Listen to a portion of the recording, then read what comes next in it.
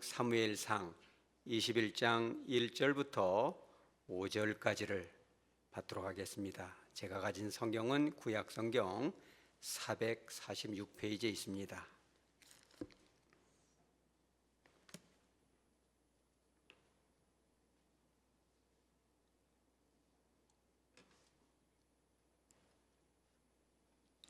그러므로 다윗이 그곳을 떠나 아둘람 굴로 도망하매 그의 형제와 아버지의 온 집이 듣고 그리로 내려가서 그에게 이르렀고, 환난당한 모든 자와 빚진 모든 자와 마음이 원통한 자가 다 그에게로 모였고 그는 그들의 우두머리가 되었는데 그와 함께한 자가 400명 가량이었더라.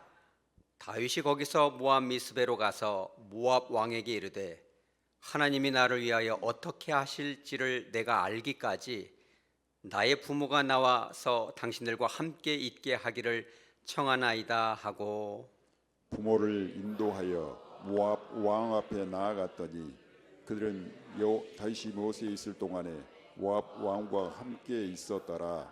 다 같이 합니다. 선지자 갓이 다윗에게 이르되, 너는 이 요새에 있지 말고 떠나 유다 땅으로 들어가라. 다윗이 떠나 헤렛 수풀에 이르니라. 아멘. 걸어가신 하나님 아버지, 이 좋은 날 아침 구별하셔서 사랑하는 권속들을 주님의 보좌 앞으로 인도하시니 감사합니다. 준비된 말씀이 바르고 분명하게 아버지의 뜻에 합당하게 전달될 수 있도록 성령 하나님 역사하여 주시옵소서. 온유하고 겸손한 마음, 옥토와 같은 마음이 되어 심령의 변화를 받아 축복의 삶을 누려낼 수 있는 귀한 권속들 다 될 수 있도록 역사하여 주시옵소서. 걸어가신 예수님의 이름으로 기도드리옵나이다. 아멘. 이 아침에는 아름다운 사진을 좀 몇 장 보여드리고자 합니다. 자, 사진을 보여주시면, 사진을 좋아하는 분들은 금방 여기가 어딘지 아시겠죠? 충청남도 공주시에서 이제 청벽산이라고 있습니다. 가보신 분들은 다 알지만 높지 않지만 청벽산에서 공주 쪽으로 바라보면 이렇게 아름다운 강이 있습니다. 이 강의 이름이 뭡니까? 공주에서는 웅진강이라고 하고 부여에서는 백마강이다. 이름하여 금강인 것입니다. 여기에서 보면 강의 폭이 좁습니까? 넓습니까? 여기서 보면 좀 좁아 보이죠. 다음 사진을 보면 이런 것입니다. 많이 넓어 보이진 않지만 실제 가까이 가보면 이렇습니다. 다음 사진, 그렇죠. 어마어마하게 넓은 것입니다. 수많은 사람들이 배도 타고 물고기도 잡고 이 물로 대전과 충청남도 사람들이 다 먹고 어마어마한 강이죠. 여러분, 우리 주님의 나라도 이와 같은지 믿으시기 바랍니다. 성도 한 사람 한 사람, 영혼 한 사람 한 사람이 모여서 큰 강줄기를 이루고 서해바다 영원한 천국을 향해 전진하잖아요. 주님이 이 땅에 오신 이유, 성탄절 아침에 오신 그 이유가 그거죠. 모든 영혼들이 메마르지 않게 강을 이룰 수 있도록 이렇게 주님이 역사해 주신 것이죠. 그러나 그런 역사가 교회 공동체, 그렇죠, 영원한 나라에서만 그치는 건 아니에요. 우리네 하백교회 공동체도 마찬가지고 여러분들의 가정 가문도 마찬가지인지 믿으시기 바랍니다. 신명기 5장 10절에 이렇게 나옵니다. 나를 사랑하고 내 계명을 지키는 자에게는 천대까지 은혜를 베푸느니라. 지금 당장 볼 때는 우리가 별 볼 일 없어 보이지만, 우리 교회가 연약해 보이지만, 여러분들의 가정과 가문이 복잡해 보이지만, 하나님의 뜻대로 가다 보면 이와 같이 아름다운 금강처럼 수많은 생명을 살리는 복된 공동체 될 것을 믿으시기 바랍니다. 그런데 이와 같은 금강도 처음부터 이런 강을 이루었는가? 그것은 아닌 것입니다. 그 강도 바로 시작되는 지점이 있습니다. 그걸 우리가 뭐라고 그래요? 발원지다. 그래서 우리나라에 그런 큰 강들의 발원지가 있습니다. 그렇죠. 한강도 있고 낙동강도 있고 다 발원지가 있는데, 이 금강의 발원지를 제가 이런 것을 의식하지 않고 20년 전에 우연히 가본 적이 있어요. 누가 그래요. 얘야, 여기가 금강의 발원지다. 그래서 기대를 잔뜩 하고 전라북도 이제 장수군, 장수읍, 수분리, 신무산, 높지는 않습니다. 해발 897m 슬렁슬렁 올라갔더니 금강의 발원지니까 대단한 물이 폭포처럼 쏟아지겠지 하고 갔더니 이런 것입니다. 여러분, 기대가 만족이 됩니까? 조금 하찮아 보입니까? 하찮아 보입니다. 조금 더 가까이 갑니다. 이런 것입니다. 보입니까? 이제 이런 것이 금강의 발원지인가? 너무 시원찮고 20년 전 젊은 시절에 오면서 어떻게 저런 것이 발원지지?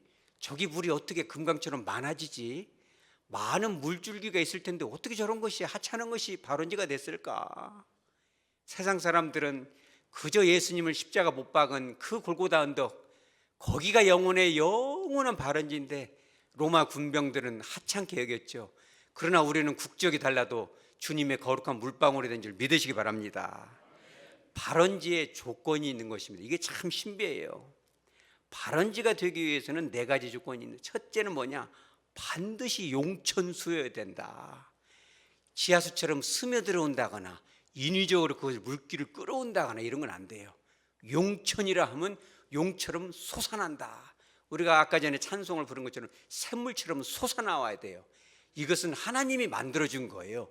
자연적으로 솟아나는, 그게 아니면 기포처럼 올라오는 그런 물이어야지 이것이 그냥 고여있는다거나 스며나오는 것은 안 되는 거죠. 그러니까 한강의 발원지인 검룡소에 가보면 주변으로 물줄기가 더 많아요. 더 위에서 내려옵니다. 그런 것은 발원지가 되지 못해요. 왜? 그것은 조금씩 스며나오고 인위적인 것들이 가미되기 때문에 발원지가 안 되는 것입니다. 두 번째는 뭐냐면 365일 메마르면 안 돼요. 여러 가지 이런 조건이 있고 악조건이 있고 가뭄도 들고 어려움도 오고 시험도 들을 수 있지만, 여러분 그러잖아요. 교회도 가정도 개인도 시험도 들고 어려움도 있고 가뭄도 오고 이래서 해야 되겠는가 그러지만, 그럼에도 불구하고 365일 메말라서는 안 된다. 평가단들이 주로 가뭄에 가봅니다. 물이 끊어지는가. 그래서 그때도 끊어지지 않는 조건이 있고, 세 번째 가장 중요한 것 중에 하나가 있는데 그게 뭐냐면 반드시 지표로 땅 위로 물이 흘러야 돼요. 그것이 아무리 이 물줄기가 실개천처럼 얇다 하더라도 반드시 지표로 끝까지 황해 바다 서해까지 군산 앞바다까지 가야지 지하수로 숨어버리면 안 된다는 거예요. 여러분 힘들고 어려워도 주님과 함께 지표 위를 유유히 흘러가실 수 있으시기 바랍니다. 이 물도 그렇잖아요. 땅속으로 들어가고 싶고 숨고 싶지만 끝까지 가내는 거예요. 갈 때 옆에서 물이 합류가 되고 많아지고 넓어지고 축복의 강물, 축복의 교회, 축복의 가문과 가정을 이룰 줄 믿으시기 바랍니다. 이런 3가지 조건을 다 이제 맞춘 그런 것들이 많지만, 그런 여러 가지 중에서 가장 멀고 높이 있는 것이 바로 발원지가 되는 것입니다. 그렇다면 우리 신앙의 영원한 발원지는 어디예요? 그렇죠. 골고다 언덕 십자가 위에서 그 나라가 완성이 되죠. 그러나 그보다 더 먼저 인간적으로는 다윗 왕국, 이스라엘 왕국이 시작된 발원지가 하나 있어요. 아까 보여준 장수읍 이제 이 샘물, 그 샘물을 우리가 뭐라고 하냐면 뜬봉샘이다. 이름도 조금 세련됐습니까? 촌스럽습니까? 세상에 뜬봉샘이 뭐예요? 촌스럽잖아요. 그러나 이런 촌스럽고 사소해 보이고 하찮아 보이는 그 샘물 용천수가 금강을 이루는 거예요. 그렇다면 그런 다윗 왕국이 어디서 발원이 되었는가? 바로 여긴 것입니다. 오늘 사무엘상 22장 1절에 보면 이렇게 기록됩니다. 그러므로 다윗이 그곳을 떠나 아둘람 굴로 도망하였다. 그곳은 어디고 아둘람 굴은 어딘가? 그곳은 이곳인 것입니다. 사울 왕이 다윗을 죽이려고 하니까 다윗이 어디로 급작스럽게 도망을 가냐면은 여기까지는 못 오겠지 이래가지고 서쪽에 있는 블레셋 가드라는 5대 도시 중에 가장 큰 도시 중에 하나로 쏙 도망을 가요. 나를 못 알아보겠지 이러고 갔는데 이제 이 가드왕 아기스 왕의 신하들이 딱 보고 금방 알아봐요. 사울은 천천히요, 다윗은 만만이라고 했던 그 다윗 아니냐, 저 사람이 우리를 얼마나 많이 죽였느냐. 그러니까 다윗이 그 소리를 듣고 깜짝 놀라요. 아, 이거 죽었구나. 아, 이래가지고 이제 죽음을 면할 이 꾀가 생각이 나요. 그게 뭐예요? 갑자기 침을 줄줄 흘리고 막 벼랑박에다가 막 낙서를 하고 막 하니까는 아기스 왕이 뭐라고 하냐면, 미친놈이 부족해서 저런 놈을 데려다 놨냐, 당장 쫓아라 해가지고 목숨을 보존을 해요. 다행입니까? 수치스럽습니까? 다행이면서도 수치스럽고, 이게 참 복잡한 감정입니다. 연구 대상이기도 하죠. 어쩌면 다행인 것 같기도 하고, 어쩌면 좀 수치스러운 것 같기도 하고, 창피스러운데 다시는 가드 땅으로 가면 안 되겠다. 이래가지고 유다 땅으로 다시 들어가려니 겁이 납니다. 그래서 유다 땅인 것 같은데 아닌 땅으로 가요. 그게 어디냐면 바로 아둘람 굴이에요. 이 아둘람 굴이 가드로부터 이제 14km 정도 있는데, 이게 베들레헴, 예루살렘하고 블레셋 땅 가드 딱 중간 지점에 있어요. 원래는 이 땅이 유대 땅으로 이렇게 지정이 돼 있는데, 사울 왕이 거기를 지배를 못하고 블레셋 사람들이 실제적 지배를 하고 있어요. 그러니까 이 다윗이 심리적으로는 유다 땅이지만 사울이 못 오는 곳에 숨어야지 해가지고 간 것이 어디예요? 아둘람 굴이에요. 굴 속에 가만히 있으니까 뜬봉샘처럼 어째요. 얼마나 이게 참 마음이 착잡하고. 그래도 다윗 머리에다 뭘 부었습니까? 기름을 이렇게 탁 사무엘에 붓고 갔잖아요. 그게 너무나 마음이 착잡하죠. 왕의 사위이자 차기 왕인데 이 굴 속에 있으려니 얼마나 처량해요. 그런데 그런 장소가 과연 이런 이스라엘 왕국의 발원지가 될 수 있는가, 스스로도 생각했을 거예요.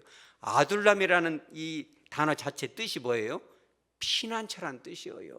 그러니까 다윗이 생각할 때, 이게 뭔 피난처냐, 고독하고 쓸쓸하고 춥고 배고프고 적막한 이곳. 근데 그것이 어찌하여 발원지가 됐냐? 두 가지 이유가 있는 것입니다. 첫째는 이것입니다. 2절에 보면 이렇게 나옵니다. 환난당한 모든 자와 빚진 모든 자와 마음이 원통한 자가 다 그에게로 모였다. 다 모였다. 여러분, 혼자 있을 때, 쓸쓸할 때 사람들이 다 모여서 여러분들을 둘러싸서 이렇게 격려를 하게 되면 여러분 마음이 어떻겠어요? 큰 힘이 되고 피난처가 되는 것입니다. 그런데 이 다 모였다라는 단어가 참 신비한 단어인 것입니다. 이 단어가 뭐냐면 화이트 카베추라는 이 히브리어인데, 뭐 암기할 필요까지는 없습니다만, 이 화이트 카베추라는 단어는 재규형이에요. 그 영어로 이 번역하면 이런 것입니다. And gathered themselves.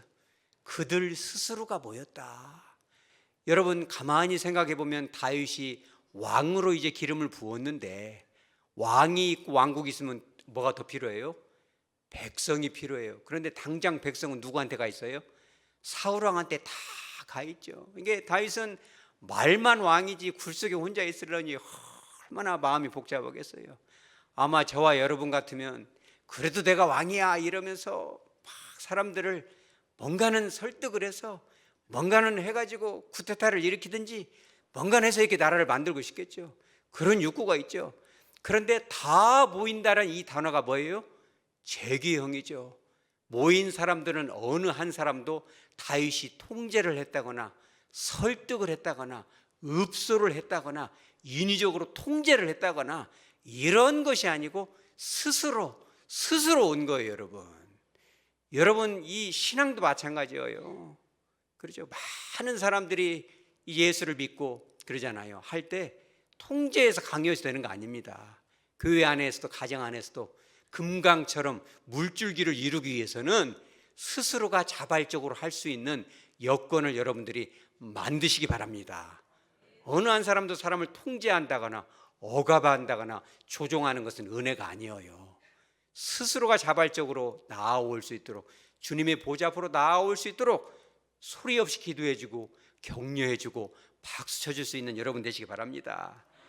그들이 사실 스스로 나왔지만 누가 데려다 놨어요? 여러분 그걸 알아야 돼요. 하나님이 그들을 다윗 앞으로 데려다 놓은 줄 믿으시기 바랍니다. 결국 한 나라가, 한 가정이, 한 교회가 바르게 세워지기 위해서는 우리가 인위적으로 전도도 하고 열심히 해야겠죠. 기도도 하고 별의별 걸 다 해야 되겠지만 본질적으로는 하나님이 그들을 데려와서 공동체의 일원으로 만들어줘야 된다는 사실을 여러분 꼭 기억하시기 바랍니다. 그런데 다윗이 가만히 쓸쓸하게 굴 속에서 기도하고 있는데 사람들이 막 웅성웅성 들어와요. 기분이 아주 좋았습니다. 그런데 얼굴을 보니까 좀 다윗 표정이 좀 밝지가 않아요. 그래서 제가 잠깐 가서 물어봤습니다. 이제 여기서부터는 잘 새겨들으시기 바랍니다. 다윗이요, 참 한 사람 고양이 손이라도 빌려서 일을 해야 될 때 이렇게 사람들이 많이 왔는데 얼굴이 별로 밝지는 않습니다. 이랬더니 둘러싼 사람 얼굴 좀 보십시오. 2절에 누가 왔어요? 거기를 환난당한 모든 자와 빚쟁이들, 모든 빚진 자와 마음이 원통한 자들이 왔어요. 그러니까 마음이 원통하면 뭐가 많이 나와요? 말이나 많이 나오잖아요. 그것을 들으려면 여러분 해봐야 알아요. 막 1시간 2시간 듣다 보면 어떻게 돼요? 3시간 들으면 기가 빨려가지고 죽을 지경이죠. 그런데 원통한 자들이 한두 사람 많아도 정신이 사날팔인데 원통한 사람들이 다 오고 환난당한 사람들이 얼마나 그것이 말하자면 들으려면 스토리가 많겠어요. 책으로 한 권이에요. 막 이럴 거 아니겠어요. 그런데 중간에 어떤 자가 또 왔어요? 빚진 모든 자가 왔어요. 빚을 졌으면 어떻게 해야 돼요, 여러분? 갚아야죠. 빚을 졌는데 왜 도망을 가요? 물론 이제 성경학자들은 가혹한 세금 정책, 사울의 학정과 고리대금 업자들의 그런 악행으로 인해서 도망을 했다고 하지만 그게 100%는 아닐 것이에요. 빚을 졌으면 갚아야지 도망을 가면 쓰겠냐 이 말이에요. 어디 중국으로 도망을 가겠어요? 동남아로 평생 도망자같이 떠들어같이 살겠냐 이 말이에요. 그러니 다윗이 가만 봤을 때 그들이 늠름해 보이는 하나님의 일꾼처럼 보이겠는가? 아니면 정말 저것들을 데려다가 어떻게 왕국을 세우겠는가? 하나님 참 마음이 무겁나이다 이러지 않겠어요? 그러나 하나님이 보내서 한 가족이 되면 내가 그들을 통제하지 않아도 하나님이 알아서 성장시켜 주실 줄 믿으시기 바랍니다. 단 한 번도 그들 중에 다윗을 부추겨서 구테타를 일으킨다거나 그잖아요. 어디를 약탈을 한 거나 그런 역사가 없어요. 예수님 시대까지. 물론 예외는 있어요. 압살롬의 난 때, 그렇죠, 아이도벨 같은 경우, 막판에 요압 같은 경우가 반란을 조금 일으켰지만 대다수는 다 아름답게 성장이 되잖아요. 또 한 무리가 있어요. 그 누구예요? 1절에 그의 형제와 아버지의 온 집이 듣고 굴 속으로 들어왔어요. 다윗의 얼굴이 별로 좋진 않아요. 제가 물어봤습니다. 다윗이요, 어찌 얼굴이 좀 어둡나이다. 아버지랑 형아들이 다 왔는데 이게 좀 반갑지 않습니까? 그랬더니 별로 말하고 싶지가 않네요 이래요. 그래서 그 마음을 가만히 연구하면 그런 것이에요. 그 형들이 어떤 형들이에요? 다윗을 늘 무시하고, 야, 그 병은 나한테 부었어야 돼. 네가 뭐라고 거기다가 그 기름을 부어, 잘못 부은 거 아니냐. 그리고 아버지도 그 말째는 광야에 보내가지고 그 힘들고 어려운 척박한 곳에 막내를 보내버리잖아요. 그러니까 오지게 하면 다윗이 뭐라고 하냐면 내 부모는 나를 버렸으나, 이렇게 시편에 고백도 하잖아요. 대놓고 이렇게 하는 거예요. 그러니 이 그 가족들이 다윗에게 올 때는 그 심리는 물어봐야 알지만 그들 표정도 별로 밝진 않아요.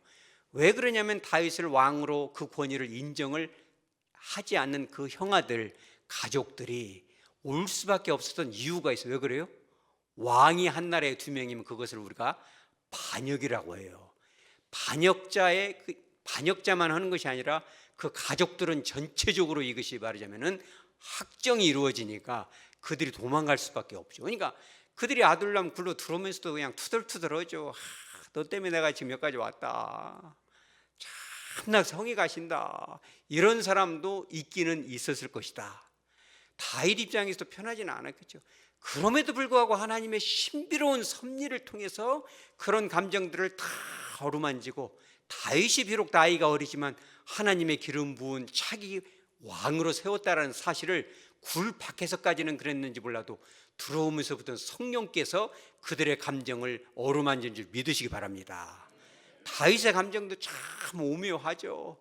그러나 우리가 분명히 알아야 될 것은 성경 그 이후로 기록을 보면 다윗의 형들이나 아버지 친족들 중에 다윗을 업신여긴다거나 그 권위에 도전한 사람은 단 한 사람도 기록되지 않는다는 거예요. 그 왕국을 세워나가고 아론과 훌처럼 함께 그리고 같이 금강처럼 이루어나간지 믿으시기 바랍니다. 우리는 그걸 깨달아야 돼요. 한 가정이 부흥되고 축복을 받기 위해서, 한 교회가 회복되고 바르게 세워지기 위해서는 인간적인 방법으로 되지 않는다는 거예요. 하나님께서 움직여 줄지 믿으시기 바랍니다. 우리는 기다려야 돼요.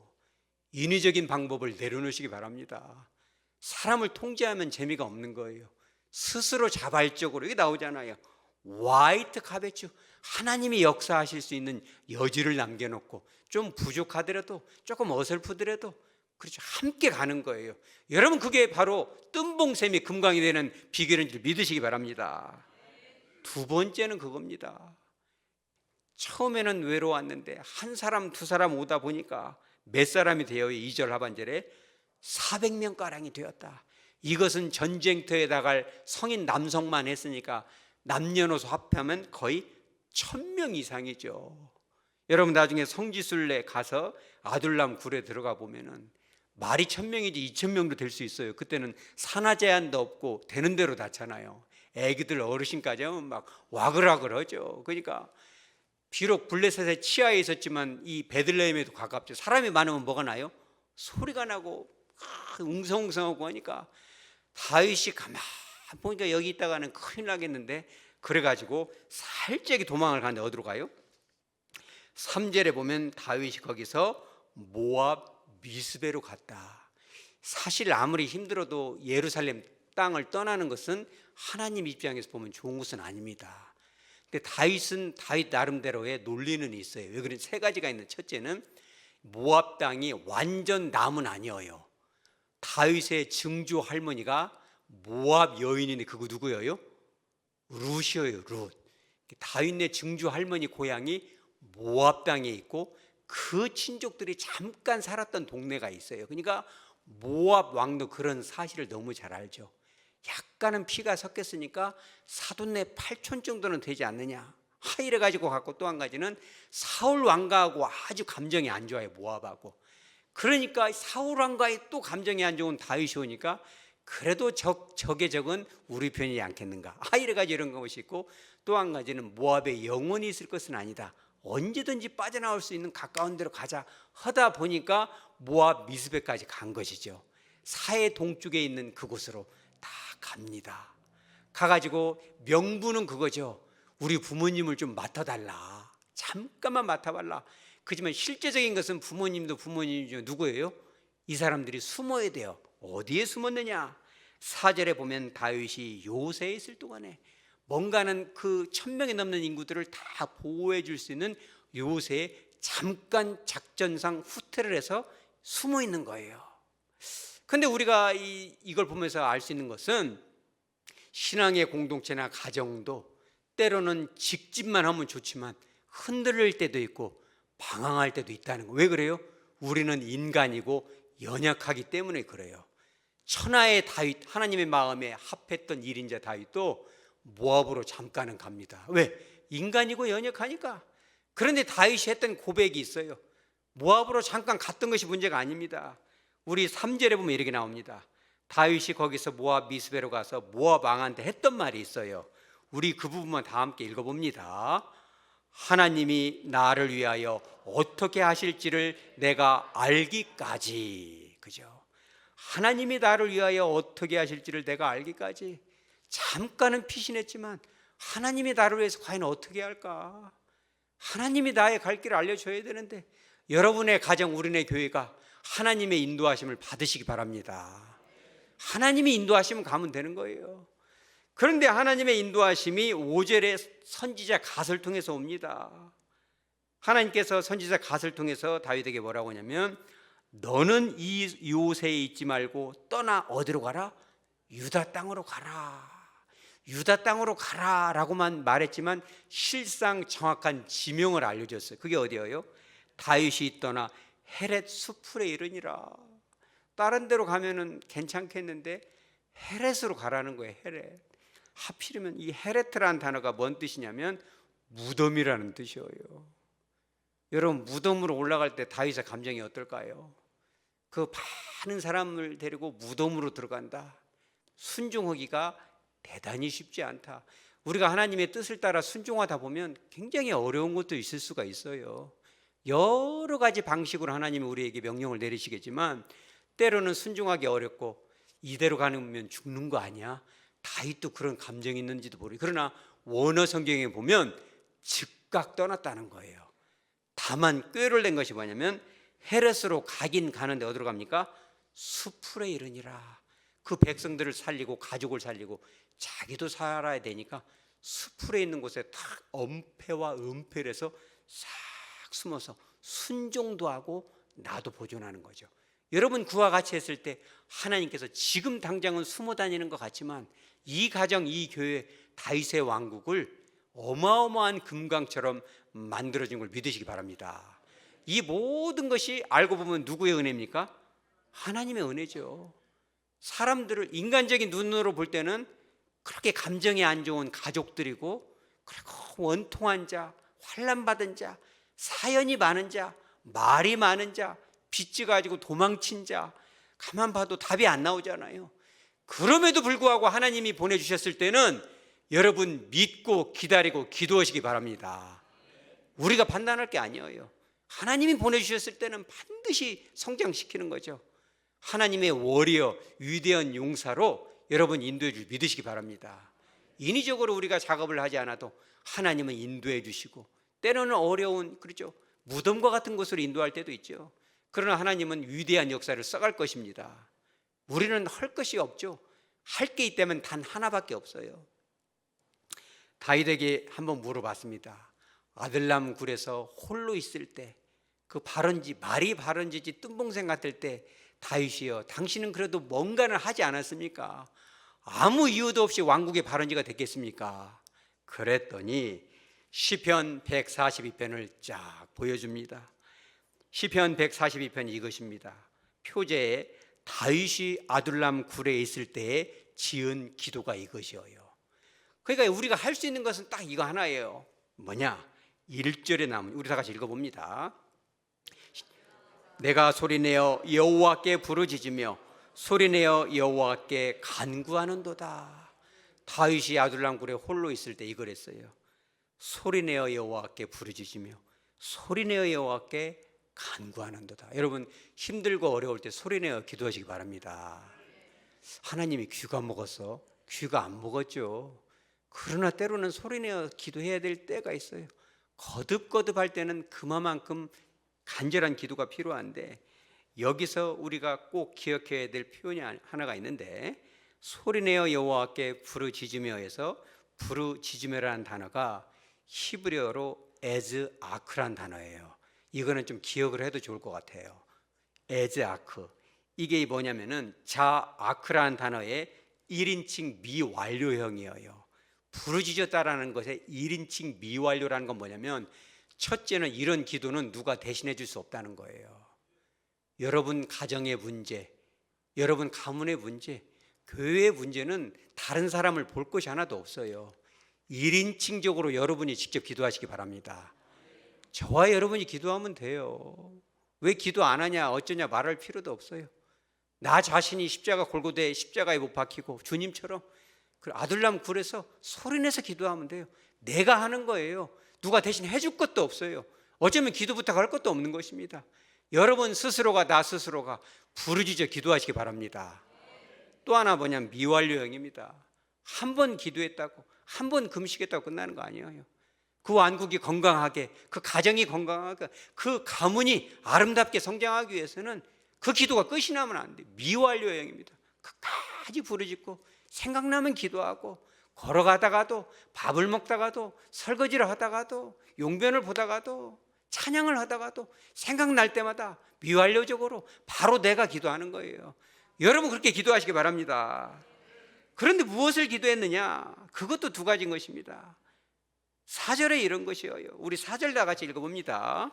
오른쪽을 살펴보소서. 나를 아는 이도 없고 나의 피난처도 없고 내 영혼을 돌보는 이도 없나이다. 다윗이 아둘람 굴에 처음 들어왔을 땐 사람이 있어요, 없어요? 없어요. 오른쪽을 살펴보소서, 왼쪽도 살펴보소서. 사람이 없나이다. 기도하고 있는데 누가 들어와요? 하나씩 들어오는 거예요. 여러분, 기도할 때 하나씩 사람을 붙여줄 줄 믿으시기 바랍니다. 처음에는 아는 이도 없고 돌보는 이도 없는데 알고 보니까 몇 명이 넘어가요? 1000명이 넘어가는 거예요. 용사, 워리어만 400명.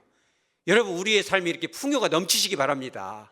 삶의 현장 가운데, 가정 가운데, 교회 가운데 그런 풍요가 넘치는 거예요. 우리가 할 것은 하나밖에 없어요. 1인칭적으로, 미완료적으로, 그잖아요. 에즈 아크, 너무나 고독한 아이다. 한 사람도 없나이다. 그잖아요. 여러분 부르짖으면 기도하는 순간 한 사람, 두 사람, 네 사람, 이걸 하면 이제 날 살겠죠. 1000사람까지 해야 되니까 수많은 사람들이 금강처럼 밀려오는 거예요. 여러분, 그런 기적의 역사를 내 삶 가운데 현재적으로 맛보시기 바랍니다. 그러니까 다윗이 그러죠. 나의 피난처도 없고, 그런데 그 굴 이름이 뭐예요? 아둘람이잖아요. 그러니까 사실은 그 피난처가 없다고 하는데 그게 어디예요? 거기가 피난처예요, 여러분. 내가 힘들고 어렵고 정말 도망갈 데가 없는 것 같은데 알고 보면 거기가 아둘람 굴이고 거기가 피난처고, 내가 주님이 그런 것처럼 내가 감당할 십자가를 지고 죽을 것 같지만 그것이 바로 피난처라는 거예요. 아둘람이라는 뜻이. 나중에 다윗이 깨닫죠. 아, 거기가 피난처였구나. 또 하나는 이런 것이죠. 3절입니다. 내 영이 내 속에서 상할 때에도 주께서 내 길을 아셨나이다. 그러니까 우리는 힘들고 어려워도요, 공동체적으로, 가정적으로, 직장적으로 어려움이 와도 하나님이 다 알고 있다라는 사실. 지금은 잠깐 모압 미스베로 와 있지만 하나님이 때가 되면, 아포토테, 바로 그때부터 하나님이 때만 차면 반드시 다시금 유다 땅으로 돌려보내고 수많은 사람을 붙여주시고, 사람이 인위적으로 통제하지 않아도 하나님의 손길로 역사하실 줄로 믿으시기 바랍니다. 다시 한번 사진을 봅니다. 말씀을 정리합니다. 뜬봉샘 한번 보여주죠. 여러분 어때요? 너무 이게 무슨 금강의 발원지인가? 여러분 스스로 생각해 보세요. 저도 여러분도 내 가정이 그 옛날 얼마나 정말 보잘것없고, 집집마다 시끄럽고 사연 없는 가정이었고, 교회마다 아픔이 없는 곳이 없고, 산골짜기 다람쥐 같은 저것이 무슨 금강이냐, 이러지 않겠어요? 그러나 조금 더 자세히 들어보죠. 물을 보니까, 뜬봉섬에 보니까 보통 물이 아니고, 지금 이게 순간으로 찍어서 그걸 가서 확인해 보세요. 여러분, 장수 같이 가십시다. 한번 여기 장수, 전라북도 장수군 장수, 거기가 읍입니다. 수분리 신무산, 높도 안 해요. 897m니까 퐁퐁퐁퐁 용천수가 올라와요. 365일 아무리 힘이 들어도 믿음을 견지합니다. 아무리 힘이 들어도 땅속으로 숨어들지 않습니다. 지표를 흘러가고 말이에요. 끝까지, 그잖아요. 살아내는 것입니다. 하나님께서 붙여주십니다. 오늘 그 말씀하시잖아요. 화이트 카베추 하나씩 여러분의 사람을 붙여주시고, 그잖아요. 그리고 우리가 해야 될 건 딱 하나죠. 그죠? 에즈아크, 하나님 앞에 1인칭 미완료적으로 기도하면 또 한번 보여주죠. 이제 금강을 보여줍니다. 지금은 우리 교회가, 우리의 가정이, 그죠? 그 전사진 한번 보여주죠. 뜬봉샘처럼 하찮아 보이지만 때가 되면 이렇게 왕성하게 하나님의 나라를 세워가고 하나님께 영광을 돌리고, 굳이 말하지 않아도 아까 전 사진 보여주죠. 많은 이들이 거기서 이렇게 캠핑도 하고, 그죠? 배도 타고 많은 사람들이 누리며 축복을 경험하는 그런 공동체가 되어지는 것입니다. 그와 같은 공동체적인 축복이 저와 여러분의 것이 되어지기를 주 예수의 이름으로 축복합니다. 아멘. 다 같이 찬송가 208